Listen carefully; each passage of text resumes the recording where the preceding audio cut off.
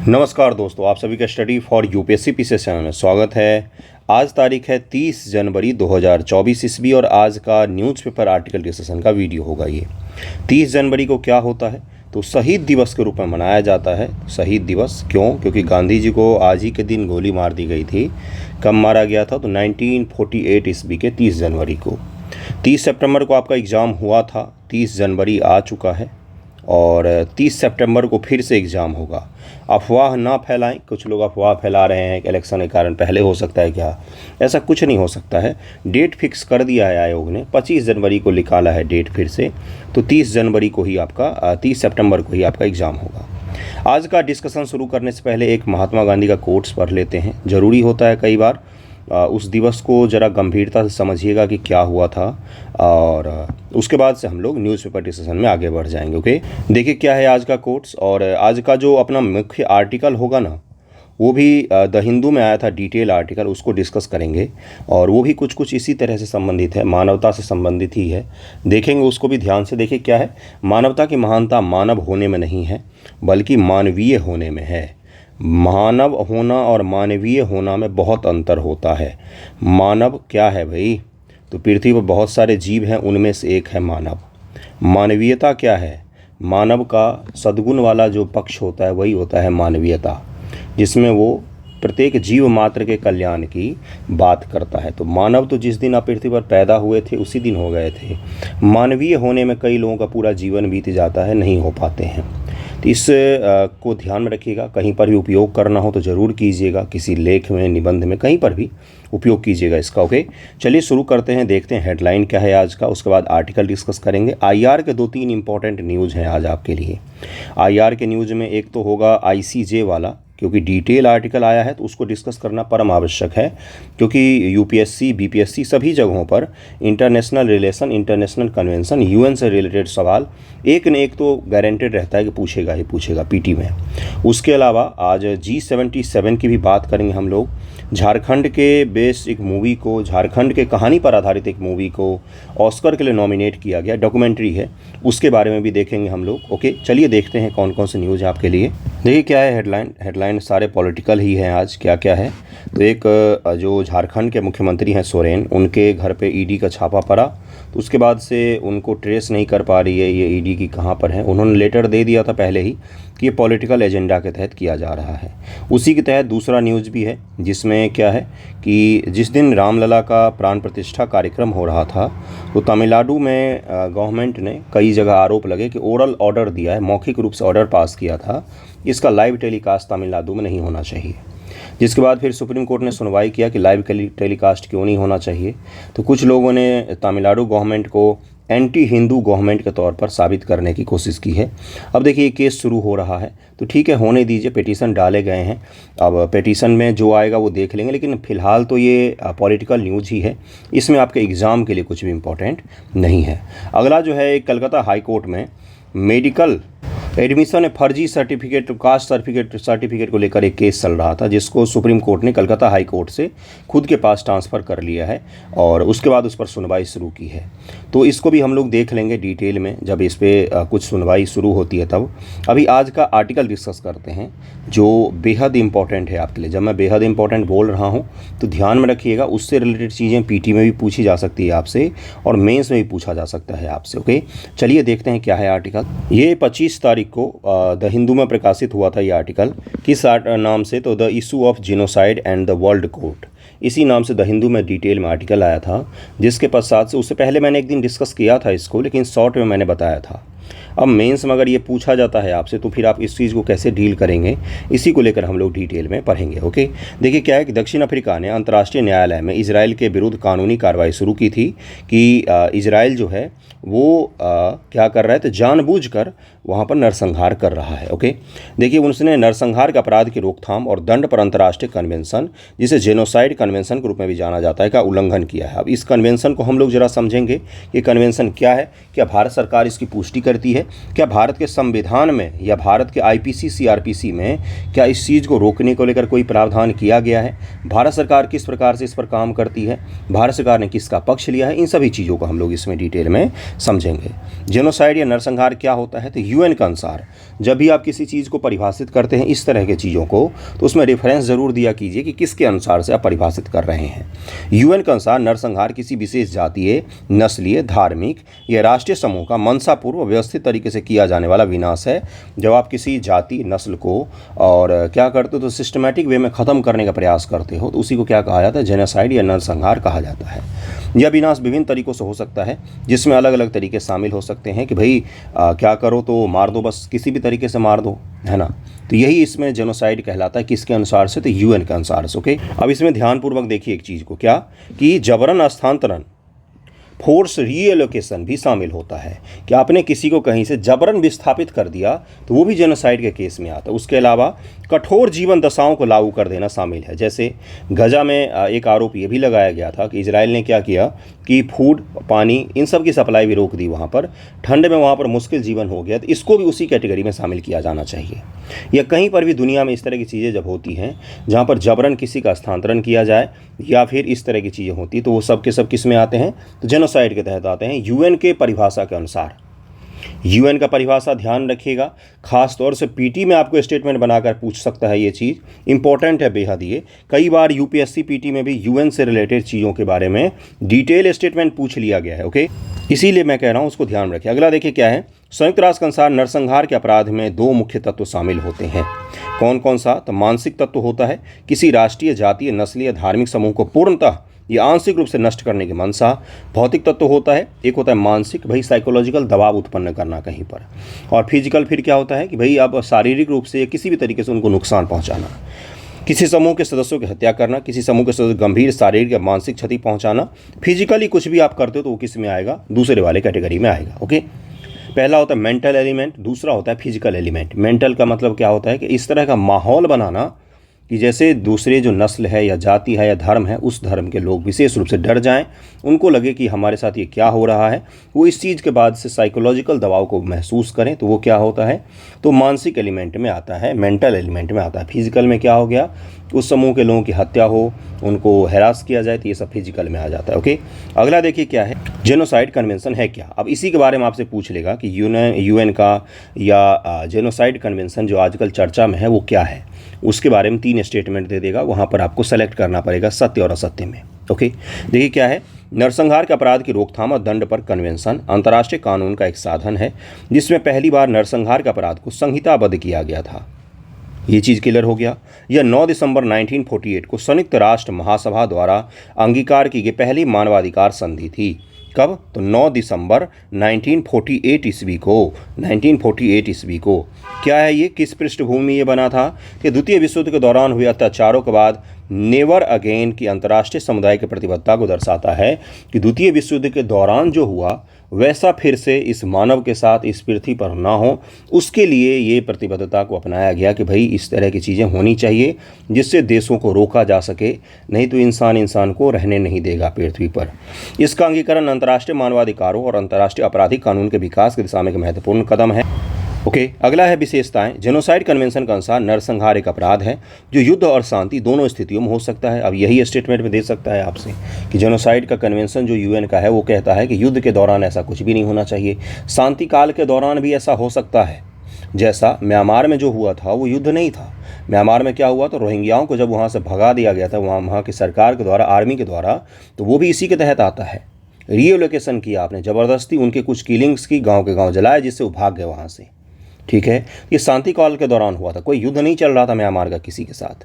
ठीक है, नरसंहार का अपराध की इस परिभाषा को राष्ट्रीय और अंतर्राष्ट्रीय दोनों स्तर पर व्यापक रूप से अपनाया गया है, जिसमें अंतर्राष्ट्रीय आपराधिक न्यायालय आईसीसी की वर्ष 1998 की रोम संविधि भी शामिल है।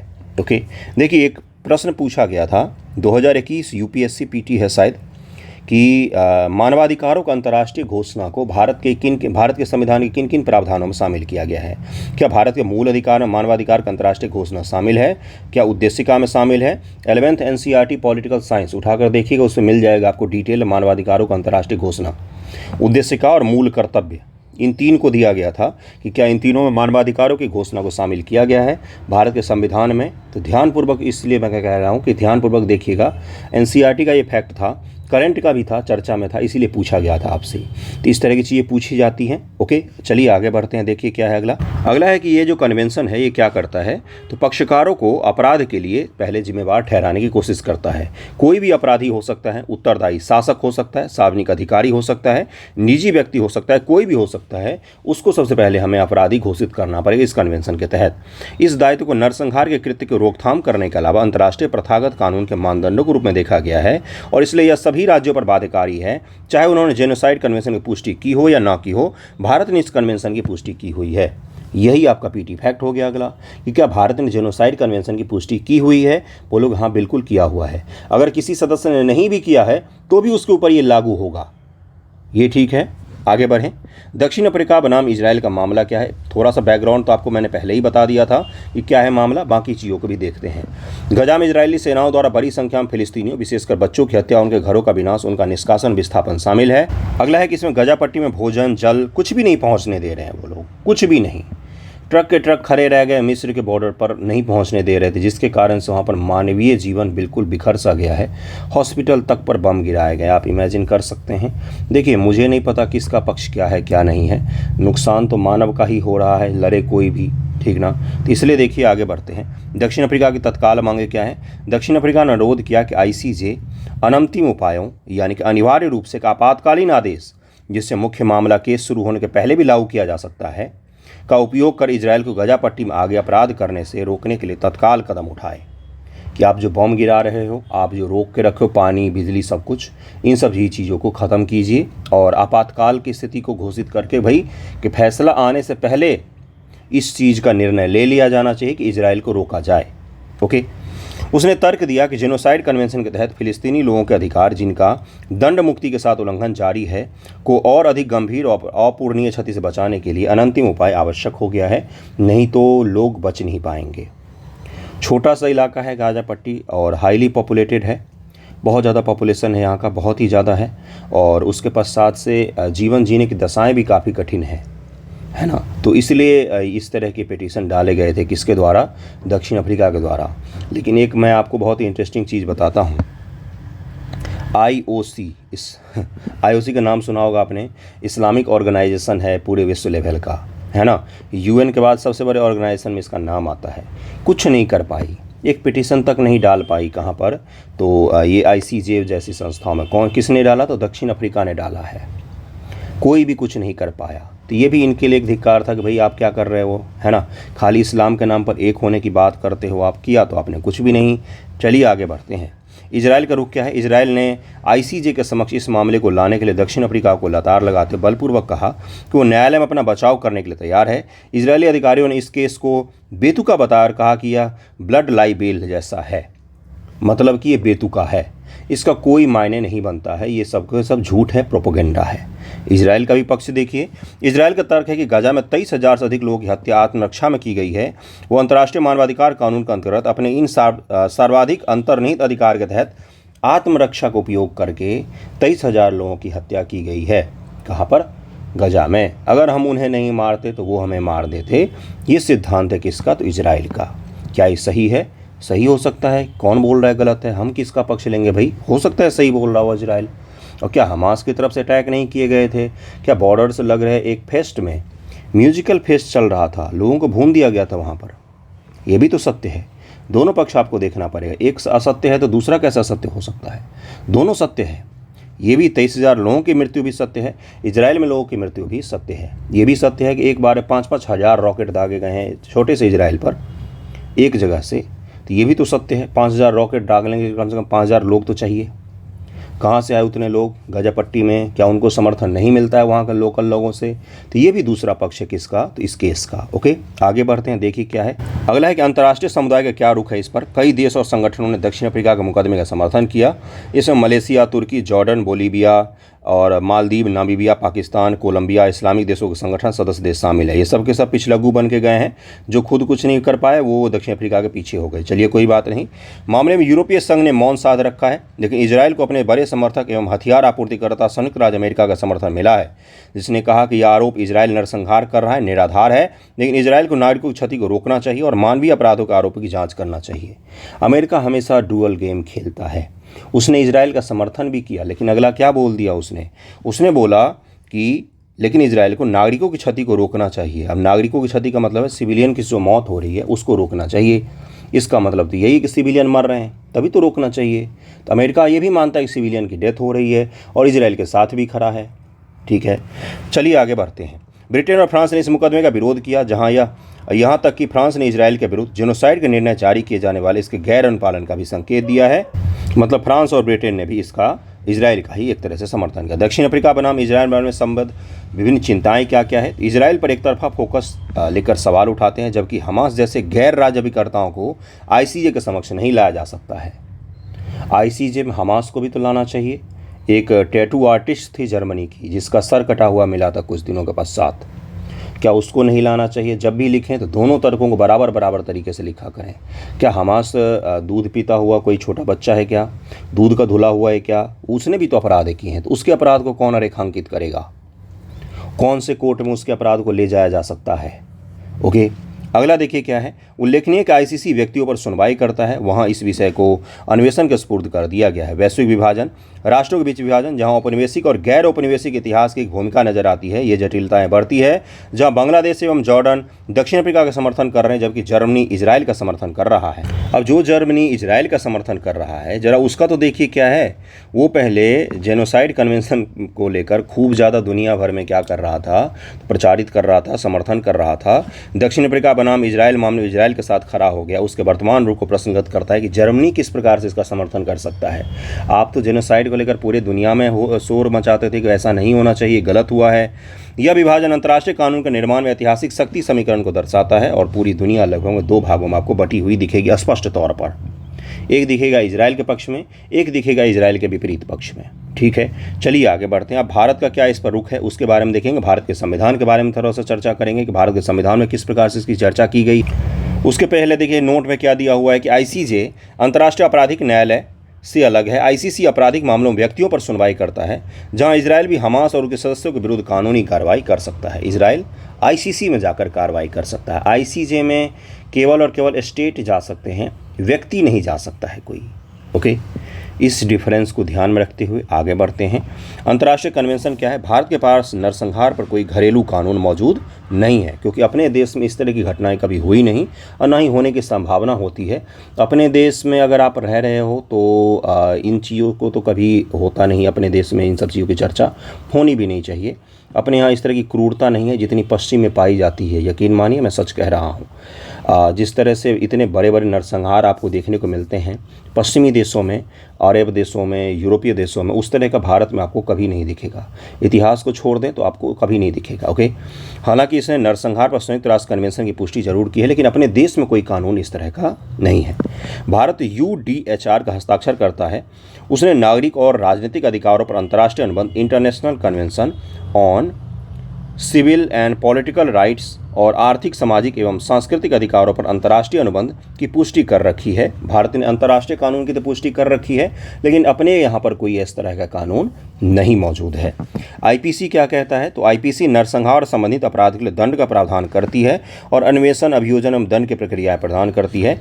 आईपीसी की धारा 153B के तहत नरसंहार को एक अपराध के रूप में परिभाषित किया गया है, जो दंगे भड़काने, हिंसा कृत्यों को अंजाम देने के इरादे से धर्म, जाति, जन्म स्थान, निवास, भाषा के आधार पर विभिन्न समूहों के बीच शत्रुता को बढ़ाने का कृत्य अगर आप करते हो तो उसी को लेकर केवल कानून है। ओके, उसके अलावा भारत का संविधान 15 आर्टिकल 15 मूल अधिकार का आर्टिकल 15 क्या कहता है कि धर्म, नस्ल, जाति, लिंग या जन्म स्थान, इनको ध्यान में रखिएगा, 1, 2, 3, 4, 5, इन 5 के आधार पर भेदभाव के विरुद्ध सुरक्षा प्रदान करता है आर्टिकल 15। समानता का अधिकार आर्टिकल आपको पता ही होगा कहाँ से है, तो 14 से 18 तक में दिया गया है समानता।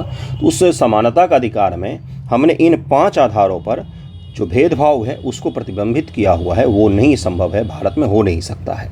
हाँ, लेकिन इसमें क्या होता है, कई बार राज्य सरकार का तात्पर्य मेरा मतलब स्टेट से है, आर्टिकल 12, कई बार राज्य क्या करती है, स्टेट क्या करती है, तो सोशल जस्टिस के लिए इन आधारों पर विभेद करती है। जहाँ पर महिलाओं के लिए अलग प्रावधान हो सकते हैं, जहाँ पर किसी विशेष कमज़ोर जाति के लिए अलग से प्रावधान हो सकते हैं, जहाँ पर किसी विशेष धर्म से संबंधित लोगों के लिए अलग प्रावधान हो सकते हैं। तो इस तरह का किया जाता है सोशल जस्टिस। इस चीज़ को ज़रूर ध्यान में रखिएगा। बाकी भारत में भेदभाव को प्रतिबिंबित किया गया इन 5 आधारों पर। कई बार तो पीटी एग्जामिनेशन में ये 5 आधार ही पूछ लिए जाते हैं आपसे कि आर्टिकल 15 में किन किन चीज़ों की चर्चा की गई है। क्या जन्म स्थान की बात की गई है? बिल्कुल किया गया है, जन्म स्थान के आधार पर विभेद को रोका गया है। ओके।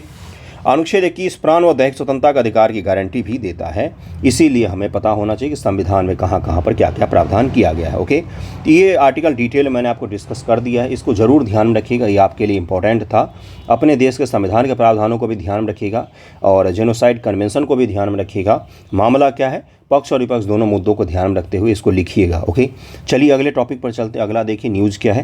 अगला न्यूज़ आपका पीटी फैक्ट से संबंधित भी हो सकता है, पीटी में पूछा जा सकता है। क्या है तो झारखंड की एक मूवी है, झारखंड बेस्ड कहानी पर बनी एक मूवी है to kill a tiger. Jharkhand की नहीं है, झारखंड बेस्ड कहानी पर एक बेस्ड डॉक्यूमेंट्री है, 1 घंटे का करीब में डॉक्यूमेंट्री है जिसका नाम क्या है, टू किल अ टाइगर। किसने बनाया है तो Nisha Pahuja, Indian origin film maker है निशा पहूजा, इन्होंने इस फिल्म को बनाया है और इसको ऑस्कर के लिए नॉमिनेट किया गया डॉक्यूमेंट्री कैटेगरी में। ये आपके लिए इम्पॉर्टेंट हो जाता है। डॉक्यूमेंट्री कैटेगरी में क्या क्या है स्टोरी इस मूवी की। एक पिता है जो डेली वेज वर्कर है, दिहाड़ी मजदूर है, डेली वेज वर्कर है एक पिता, और उसके बेटी के साथ गैंगरेप होता है और रिलेटिव ही होते हैं उसमें इन्वॉल्व, जिसमें कज़न और भतीजे वगैरह शामिल होते हैं। और इस लड़की के साथ होता है तो अपने बेटी के लिए लड़ता है लड़ाई, उसी पर आधारित ये डॉक्यूमेंट्री है। डेली वेज वर्कर है, इस चीज़ को ध्यान में रखिएगा, मतलब दिहाड़ी मजदूर है, जिस दिन कमाने नहीं जाएगा उस दिन खा नहीं पाएगा, फिर भी वो लड़ता है, उसी पर आधारित है ये फिल्म। 2017 में ये इंसिडेंट हुआ था, घटना हुई थी, उसके पश्चात ये मूवी अभी डॉक्यूमेंट्री बनाया गया है, इसको ज़रूर ध्यान में रखिएगा। कई सारे लोग, अगर मैं थोड़ा सा जनरल के फॉर्म में बात करूं तो कोचिंग मत जाने दो, पढ़ाई के लिए बाहर मत जाने दो, सुनिएगा ध्यानपूर्वक, फिर मैं अपने कंक्लूजन पर आऊँगा तो आपको थोड़ा सा जो ज्ञान चक्षु है वो खुलेगा। बाहर मत जाने दो, नौकरी करने दिल्ली मत जाने दो, नोएडा मत जाने दो, बिहार से बाहर मत जाने दो, दरभंगा से बाहर मत जाने दो, है ना। इस तरह की चीज़ें किस पर आरोपित की जाती, महिलाओं पर, है ना, आपके भी घर में हो सकता है। एनसीआरबी का एक डेटा बताता हूँ, नेशनल क्राइम रिकॉर्ड ब्यूरो, मेरा नहीं है, किसी भी पक्षपातपूर्ण विभेदपूर्ण चीज़ों को नहीं बता रहा हूँ, एनसीआरबी का डेटा बता रहा हूँ, फैक्चुअल चीज़ें बता रहा हूँ, तर्कपूर्वक चीज़ें बता रहा हूँ, ध्यानपूर्वक सुनिएगा। एनसीआरबी का डेटा कहता है कि 96% केसेस में जो विक्टिम होते हैं, उनके साथ जो रेप करने वाले पुरुष होते हैं वो उसके जानकार होते हैं, जानकार होते हैं 96% केसों में। 100 में से 96 केसेस घर में सुरक्षित नहीं है, बाहर तो फिर भी सुरक्षित है। मोर देन 85% रिलेटिव होते हैं, रिलेटिव और जानकार में फ़र्क होता है, रिलेटिव होते हैं 85% केसेस में। तो ये जो बाहर नहीं भेजने की अवधारणा है ये कमज़ोर अवधारणा है, इसमें कोई तर्क नहीं है, ध्यानपूर्वक देखेंगे तो बाहर वो ज़्यादा सुरक्षित है घर से, जो एनसीआरबी का डेटा बताता है। एनसीआरबी का डेटा देश भर में दर्ज एफआईआर के आधार पर तैयार किए जाते हैं। एफआईआर के आधार पर, कोई उड़ती हुई अफवाहों के आधार पर तैयार नहीं किए जाते हैं एफआईआर। और एफआईआर कितने मामलों में दर्ज होते हैं तो एफआईआर भी बहुत कम मामलों में दर्ज किए जाते हैं। तो थोड़ा सा ध्यानपूर्वक, कभी भी तर्क दीजिएगा तो थोड़ा सा ध्यानपूर्वक तर्क दीजिएगा। ये किसका डेटा है? भारत सरकार गृह मंत्रालय का डेटा है, और कोई सड़क छाप व्यक्ति ने डेटा नहीं बनाया है, भारत सरकार का डेटा है, जो देश भर के पुलिस स्टेशन से एफआईआर के आधार पर कलेक्ट किया जाता है।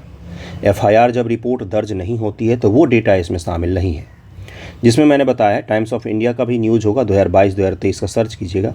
96% जानकार होते हैं, नॉन पर्सन होते हैं, 80% 85% के आसपास रिलेटिव होते हैं। ठीक है, चलिए आगे बढ़ते हैं, इसको ध्यान रखिएगा। टू किल ए टाइगर, ये एक पिता के संघर्ष की कहानी है और वाकई इस तरह के लोग महान होते हैं। ठीक है, चलिए आगे बढ़ते हैं। अगला देखिए क्या है। केंद्र सरकार ने सिमी क्या है? Student Islamic Movement of India, Students Islamic Movement of India, SIMI organisation है ये, इस पर फिर से बैन लगाया है 5 साल के लिए, और टेररिज्म के तहत में बैन लगाया गया। क्या है? UAPA, unlawful activities prevention act जो है उसी के तहत इस पर बैन लगाया गया है और 5 वर्षों के लिए लगाया गया है। इस पर आरोप था कि ये समाज में विभेद को क्रिएट कर रही है, सांप्रदायिकता को बढ़ावा दे रही है और इसी के कारण इस पर बैन लगाया था। सिमी के बारे में बस इतना ही ध्यान रखिए, बहुत बार इस पर बैन लगा है।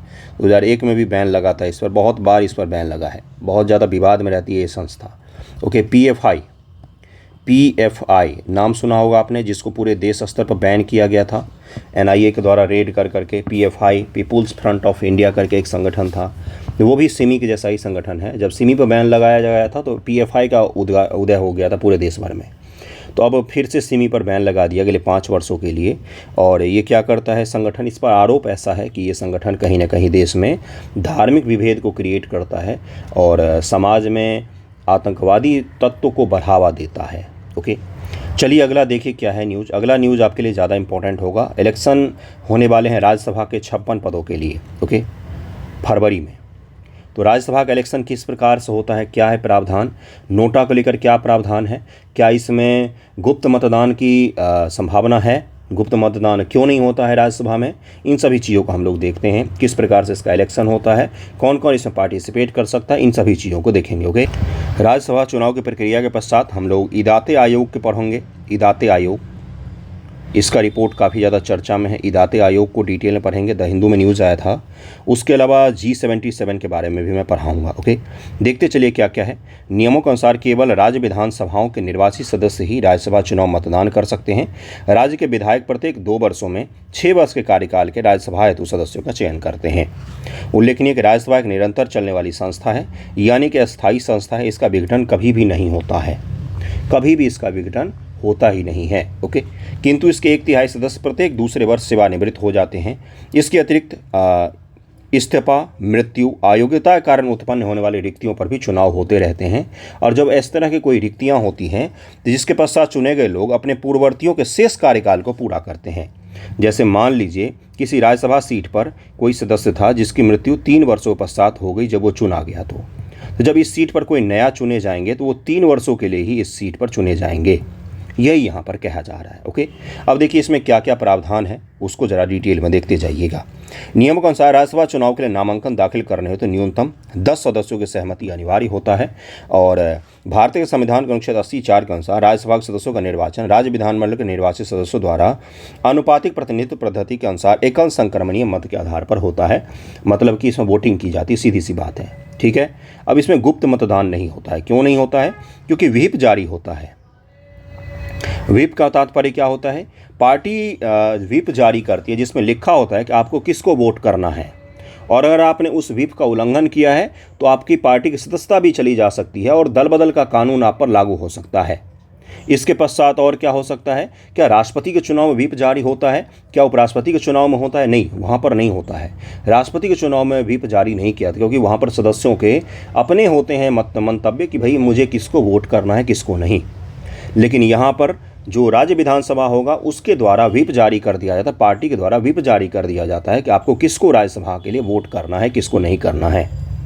व्हिप जारी करने को लेकर सुप्रीम कोर्ट में जब फैसला सुनाया गया तो सुप्रीम कोर्ट ने बोला कि गुप्त मतदान राज्यसभा के मामले में पॉसिबल नहीं है, क्योंकि इससे क्या हो सकता है, इससे हॉर्स ट्रेडिंग को बढ़ावा मिलेगा, खरीद फरोख्त को बढ़ावा मिलेगा, और कहीं ना कहीं राज्यसभा का मेंबर चुनने का अधिकार पार्टियों का होता है और अपने विधायकों के ऊपर वो इतना दबाव बना सकने के लिए स्वतंत्र हैं कि किसको वोट करना है किसको वोट नहीं करना है।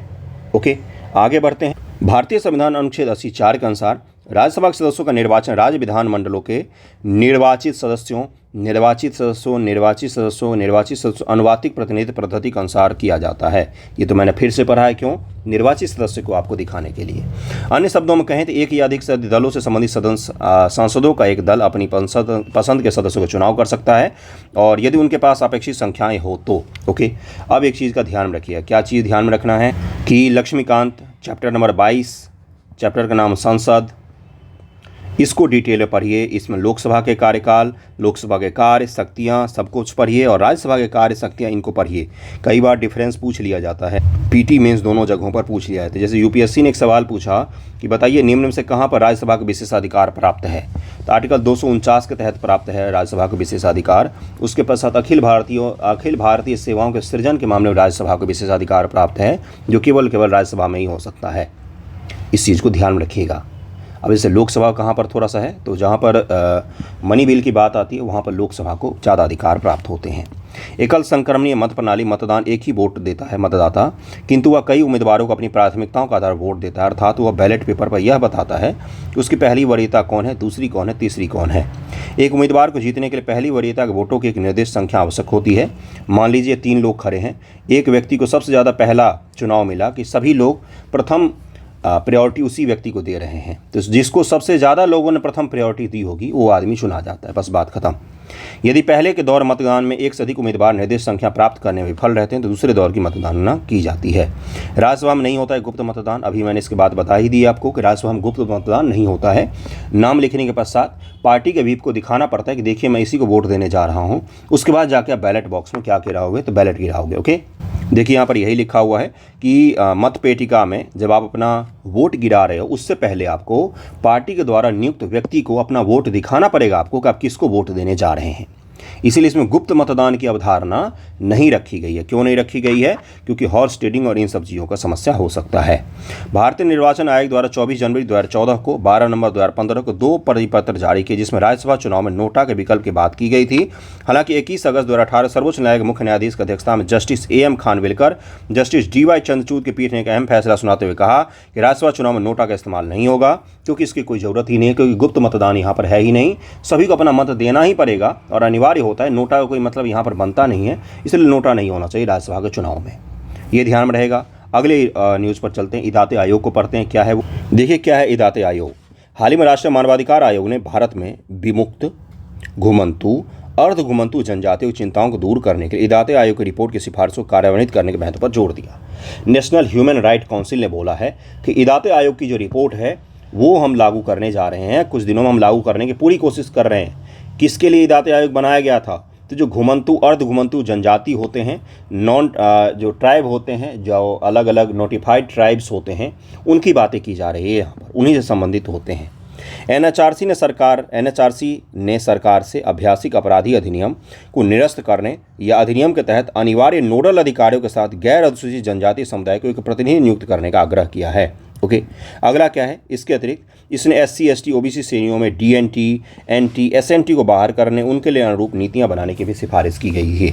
अब इदाते आयोग की प्रमुख सिफारिशें कौन कौन सी थी इसको ज़रा ध्यानपूर्वक देख लेते हैं, क्योंकि कई बार इस तरह की सिफारिश आपसे पूछ ली जाती है, या अगर आपसे इन ट्राइब्स के बारे में पूछा जाता है तो आप वहाँ पर बता सकें। इसकी स्थापना 2014 में विमुक्त, घुमंतु, अर्ध घुमंतु जनजातियों की एक राज्यव्यापी सूची संकलित करने के लिए भीखू रामजी इदाते के नेतृत्व में की गई थी। एक अन्य आदेश SC, ST व अन्य पिछड़ा वर्ग श्रेणियों से बाहर रखे गए लोगों की पहचान व उनकी भलाई के कल्याणकारी उपायों की सिफारिश करना भी था। इसने बोला कि SC, ST, OBC ये 3 मुख्य रूप से जातिगत श्रेणियां बनाई गई हैं भारत में। अब OBC में ही सब डिवीज़न किया गया, EBC वगैरह बिहार वगैरह में, लेकिन सेंटर में नहीं है। सेंटर में तो अभी भी OBC ही होता है केवल। अब इस चीज़ को लेकर इसने बोला था कि कुछ ऐसी जातियाँ भी तो हो सकती है जो इन तीनों में किसी में शामिल ना हो। जो घुमंतु हो, अर्ध घुमंतु हो, कहाँ पर रहते हैं, ना तो उनका कोई आवास ठिकाना होता है, ना उनका कोई मुख्य रोजगार पेशा होता है, जो काम मिलता है वही कर लेते हैं, घूमते फिरते रहते हैं अलग अलग जगहों पर। आज भी वो लोग घुमंतु का ही जीवन जीते हैं। तो उनको नोटिफाइड करना, उनको सूचित करना, उनको एक सूची के तौर पर तैयार करना बड़ा ही मुश्किल काम था। तो इसी को लेकर बनाया गया था ये कौन सा? इदाते आयोग। और सिफारिशें क्या क्या की इसने? SC, ST, OBC सूची में चिन्हित नहीं किए गए व्यक्तियों को OBC श्रेणी में निर्दिष्ट किया जाए। अत्याचार को रोकने, समुदाय के सदस्यों की भी सुरक्षा की भावना को बहाल करने के लिए अनुसूचित जाति जनजाति अत्याचार अधिनियम 1989 में तीसरी अनुसूची को शामिल करके वैधानिक और संवैधानिक सुरक्षा उपायों को बढ़ाना भी शामिल था। DNT, SNT और NT के लिए कानूनी स्थिति वाले एक अस्थायी आयोग का गठन किया जाए। जिस प्रकार से SC आयोग है, ST आयोग है, OBC आयोग है, उसी प्रकार से एक इनके लिए भी आयोग अलग से होना चाहिए। ये सिफारिशें हैं इदाते आयोग की, भीखू रामजी इदाते आयोग की सिफारिशें हैं।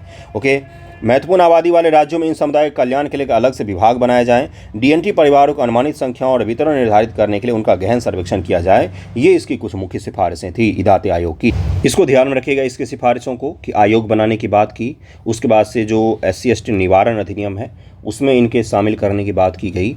उसके अलावा इनके लिए थोड़ा सा रोज़गार और इन सब चीज़ों को बढ़ावा तो तब मिलेगा ना जब इनकी संख्या को हम सूचीबद्ध कर सकें, जब इनके बारे में हमें पता चले। तो उन सभी चीज़ों के लिए इदाते आयोग के गठन किए गए थे। कब? तो 2014 ईस्वी में इसका गठन किया गया था। तो इसको ज़रूर ध्यान में रखिएगा, ये आपके लिए इंपॉर्टेंट हो जाता है इदाते कमीशन। और अगले टॉपिक पर चलते हैं, G77 के बारे में पढ़ते हैं डिटेल में, क्योंकि वो चीन में बैठक हो रहा है। चीन में बैठक के पश्चात से चर्चा में है। हम दक्षिण सहयोग की बात करते हैं भारत, और जो अलग अलग देश हैं उनको जोड़ने की बात करते हैं। तो चीन भी कोशिश कर रहा है कि जो ग्लोबल साउथ है उसके लीडर के तौर पर चीन स्थापित हो, भारत कोशिश कर रहा है कि भारत स्थापित हो। तो इन दोनों देशों के बीच में संघर्ष चल रहा है, जिसमें G77 की बैठक हुई है। G77 के बारे में डिटेल में आपसे पूछा जा सकता है, पीटी में ही पूछा जा सकता है कि क्या है और कब स्थापित हुआ, कौन कौन इसके सदस्य हैं, इन सभी चीज़ों के बारे में पूछा जा सकता है। ओके, चलिए देखते हैं G77। देखिए क्या है कि हाल ही में चीन और 77 देशों के समूह के सदस्य तीसरे दक्षिण शिखर सम्मेलन साउथ समिट के लिए कंपाला युगांडा में एकत्रित हुए। मैंने गलती चीन बोल दिया था। चीन सहित सभी देश कहाँ पर? कंपाला युगांडा में एकत्रित हुए थे। व्यापार, निवेश, सतत विकास, जलवायु परिवर्तन, गरीबी उन्मूलन, डिजिटल अर्थव्यवस्था सहित अन्य विषयों पर दक्षिण सहयोग को मजबूत करने के लिए एकत्रित हुए थे। दक्षिण सहयोग क्या है? दक्षिण और उत्तर का क्या तात्पर्य है? सामान्य तौर पर माना जाता है कि उत्तर के जो देश हैं वो ज़्यादा डेवलप हैं दक्षिण के देशों की तुलना में, दक्षिणी गोलार्ध के देशों की तुलना में। लेकिन कोई ऐसा सख्त डिवीज़न नहीं है, और उत्तर के देश भी दक्षिण में शामिल हो सकते हैं और दक्षिण के देश भी उत्तर में शामिल हो सकते हैं। जैसे ऑस्ट्रेलिया और न्यूजीलैंड हैं तो दक्षिणी गोलार्ध में, लेकिन वो किसे माने जाते हैं? तो विकसित देश माने जाते हैं, और उनको दक्षिण सहयोग में या दक्षिणी ग्लोबल साउथ की अवधारणा में उनको शामिल नहीं किया जाता है। ओके, अगला देखिए, तीसरे दक्षिण शिखर सम्मेलन में चीन तथा G77 के 134 सदस्यों को एक साथ लाया गया है। इस शिखर सम्मेलन की थीम थी लिविंग नो वन बिहाइंड, कोई भी पीछे नहीं छूटना चाहिए। ओके, स्थापना 15 जून 1977 को G77 की स्थापना हुई थी। तब अस्तित्व में आया जब इन देशों ने जिनेवा में व्यापार और विकास पर संयुक्त राष्ट्र सम्मेलन UNCTAD के पहले सत्र के दौरान संयुक्त घोषणा पर हस्ताक्षर किया। उसी के पश्चात पहली बार G77 की अवधारणा सामने आई थी। G77 समूह में चीन को छोड़कर 134 सदस्य हैं, क्योंकि चीनी सरकार खुद को सदस्य नहीं मानती बल्कि एक भागीदार मानती है जो समूह को राजनीतिक व वित्तीय सहायता प्रदान करती है। हालांकि G77 चीन को अपना सदस्य बताता है, लेकिन चीन इसको सदस्य नहीं बताता है। खुद को बोलता है मैं इसका सदस्य नहीं हूँ। बोलते कैसे नहीं हो? तुम तो हो। बोलता है मैं नहीं हूँ, है ना। तो इस तरह की चीज़ें चल रही है यहाँ पर, ध्यान में रखिएगा इस लाइन को, कई बार ये पीटी आपको कंफ्यूज कर देगा। उद्देश्य क्या है? G77 विकासशील देशों का सबसे बड़ा अंतर सरकारी संगठन है। विकासशील देशों का, जैसे G7 किसका है? तो डेवलप्ड देशों का है। G20 क्या है? तो दुनिया की 20 बड़ी अर्थव्यवस्थाओं को क्या है? तो उसी प्रकार से G77 क्या है? तो सबसे बड़ा विकासशील देशों का अंतर सरकारी इंटर गवर्नमेंटल एक संगठन है। ओके, इसे विकासशील देशों को आर्थिक हितों को बढ़ावा देने, संयुक्त राष्ट्र प्रणाली के अंतर्गत अंतर्राष्ट्रीय आर्थिक मुद्दों पर चर्चा करने को, उनकी क्षमता में सुधार करने के लिए बनाया गया था। किसको? G77 को। मतलब कलेक्टिव रूप से क्या कर सकें? बार्गेनिंग कर सके पूरे दुनिया के सामने, ठीक है। लेकिन ये सब के सब बटे हुए हैं। कहने को ये संगठन बड़े बड़े होते हैं, लेकिन इनका कोई आपने अस्तित्व भी नहीं सुना हुआ इससे पहले। मैं सही कह रहा हूँ? कभी आपने सुना है कि G77 ने बहुत बड़ी घोषणा की है कि वो ये कर देगा, वो कर देगा? कुछ नहीं कर पाते हैं। क्यों? क्योंकि विकासशील हैं, गरीब लोगों की कोई नहीं सुनता है। ओके, आगे बढ़ें। एक अध्यक्ष जो इसे प्रवक्ता के रूप में काम करता है, प्रत्येक चैप्टर में समूह की कार्रवाई का समन्वय करता है। इसकी अध्यक्षता जो समूह के 77 संगठनात्मक संरचना के भीतर सर्वोच्च राजनयिक निकाय है, क्षेत्रीय आधार पर अफ्रीका, एशिया प्रशांत, लैटिन अमेरिका, कैरेबियन के बीच में घूमती रहती है और चैप्टर द्वारा एक वर्ष के लिए आयोजित की जाती है। चैप्टर जो क्षेत्रीय प्रभागों को संदर्भित करते हैं, वर्तमान में युगांडा अध्यक्ष है, प्रवक्ता के रूप में कार्य करता है और अफ्रीकी सम्मेलन के भीतर सदस्य देशों की ओर से G77 कार्यों का समन्वय कौन करता है? समन्वय तो युगांडा कर रहा है। G77 में चैप्टर विभिन्न स्थानों पर समूह के कार्यालय हैं जहां वे अपनी गतिविधियों का समन्वय करते हैं, और जो दुनिया भर की अलग अलग एजेंसियां हैं, UN है या अलग अलग एजेंसियां, वहां पर अपने बोलियों को मजबूत करने के लिए G77 का सहारा लेते हैं। G77 चैप्टर जिनेवा, UN, रोम, वियना, पेरिस, नैरोबी, 24 के समूह वाशिंगटन DC, IMF और विश्व बैंक में भी है। वर्ष 2024 के लिए युगांडा गणराज्य के पास G77 की अध्यक्षता है। 2024 के लिए किसके पास है? तो G77 का अध्यक्षता युगांडा के पास है। अगला क्या है? दक्षिण शिखर सम्मेलन 77 के समूह का सर्वोच्च निर्णय लेने वाला एक निकाय है। पहला, दूसरा दक्षिण शिखर सम्मेलन क्रमशः 2000 ईस्वी में हवाना, क्यूबा में, 2005 दोहा में, कतर में आयोजित किया गया था। तो यही है, क्या G77 का भारत सदस्य है? तो बिल्कुल सदस्य है भारत इसका। अगर दुनिया भर में इसके सदस्यों को देखेंगे आप तो ध्यानपूर्वक देखिए, यहाँ पर आपको दिख जाएंगे इसके सदस्य लगभग में पूरा अफ्रीका, ये दक्षिण अफ्रीका देश है, इसको छोड़ दीजिए। और यहाँ पर ये मोरक्को है शायद, या मोरक्को या कोई और देश है, देख लीजिएगा एक बार ये कौन सा देश है। और इनको अगर छोड़ दें तो लगभग में आपको पूरा साउथ अफ्रीका, एशिया और आपको अफ्रीका दिखेगा, सब के सब किस में, तो आपको दिखेंगे G77 में 77 देश हैं। चीन इसके ऑब्जर्वर के तौर पर खुद को स्थापित करता है कि हम इसके सदस्य नहीं हैं, लेकिन G77 बोलता है कि चीन भी उसका सदस्य है। अभी कहाँ पर आयोजित हो रहा है? तो युगांडा में आयोजित हो रहा है। इसके बारे में ज़रूर ध्यान में रखिएगा, ये आपके लिए इम्पोर्टेंट था। अगले पर चलते हैं, देखिए क्या है अगला है कि हमारे जो विदेश सचिव हैं कौन है, तो विनय मोहन क्वात्रा। वो कहाँ पर गए हैं? तो वो गए हैं भूटान की यात्रा पर, और अपने पड़ोसियों के साथ संबंध को लेकर कल भी मैंने आपको बताया था कि भारत के पड़ोसियों के साथ भारत के संबंध उतने अच्छे नहीं बन पा रहे थे। इसी को लेकर अब फिर से इन्होंने शुरू की है, जिसमें हमारे विदेश मंत्री महोदय कहाँ पर जाने वाले हैं? तो नेपाल की यात्रा पर जाने वाले हैं। विदेश सचिव कहाँ पर निकले हैं? तो भूटान की यात्रा पर निकले हैं। थोड़ा देर से जाग रहे हैं, पहले ही जागना चाहिए था इनको। पड़ोसियों को जोड़ कर रखना पड़ता है आपको, नहीं तो दूसरे लोग हड़प कर लेकर चले जाएंगे। एक स्टूडेंट ने कमेंट किया था कि देश का विदेश मंत्री जी क्या करेंगे जब कोई देश संबंध नहीं बनाना चाह रहा है। तो यही तो हमें काम करना होता है, विदेश मंत्रालय का काम ही यही होता है कि आप अपने बीच में सहयोग को स्थापित करने के लिए अलग अलग मुद्दों को ढूंढें, इशू को ढूंढा जाता है। इकोनॉमिक कॉर्पोरेशन, कल्चरल कॉर्पोरेशन आपको बढ़ाना पड़ता है, आपको एक दूसरे के यहाँ पर संभावनाओं को उत्पन्न करना पड़ता है, तब जाके संबंध स्थापित होते हैं। संभावनाएं तो होती ही हैं हर जगह, बस उस पर ध्यान केंद्रित करके, उसको हाईलाइट करके उस पर संबंध स्थापित करने पड़ते हैं। कोई दूसरा देश कैसे संबंध स्थापित कर ले पा रहा है श्रीलंका से, हम क्यों नहीं कर पा रहे हैं? हम क्यों नहीं ज़रूरत उसकी समझ पा रहे हैं? हम क्यों नहीं मालदीव में संबंध अच्छा कर पाए? हम क्यों वहाँ पर हार गए, है ना? तो इसलिए आपको ध्यान रखना पड़ता है। तो ठीक है, आपको पता ही है कि विदेश नीति में भारत का अगर नाइबर्स की हम लोग बात करें, पड़ोसियों के, तो कौन सा नीति आता है? तो IK गुजराल सिद्धांत मैंने आपको पढ़ाया है, गुजराल सिद्धांत, जिसको ज़रूर ध्यान में रखिएगा। और इसको ध्यान में रखिएगा क्यों? क्योंकि कई बार आपसे पूछा जाएगा, तो आप पड़ोसियों की नीति को लेकर गुजराल सिद्धांत को जरूर रेफरेंस देकर कुछ पॉइंट उसमें ऐड ऑन कीजिएगा। ओके, तो यही था आज का न्यूज़पेपर डिस्कशन। कैसा लगा है वीडियो जरूर बताइएगा। अगले वीडियो मिलते हैं इंपॉर्टेंट टॉपिक के साथ। थैंक यू सो मच आप सभी का वीडियो देखने के लिए।